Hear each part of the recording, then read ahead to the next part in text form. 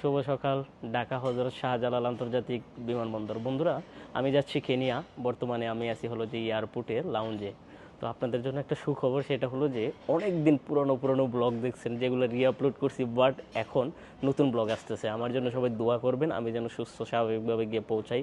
পৌঁছানো মাত্র দুমদারাক্কা blog upload হবে। কেনিয়া নিয়ে আপনারা কি কি দেখতে চান, পুরো কেনিয়াতে আমরা 1 মাসের মতো থাকার চেষ্টা করব, এবং কেনিয়ার যত rural life, village blog, train journey, then হলো যে ওখানকার আদিবাসীদের বিভিন্ন কালচার ফুটিয়ে তোলার চেষ্টা করব। আপনাদের জন্য যদি কোনো প্ল্যান থাকে যে ভাইয়া স্পেসিফিক এই টপিকটা নিয়ে ব্লগ করেন, তাও কিন্তু কমেন্ট করে জানাবেন।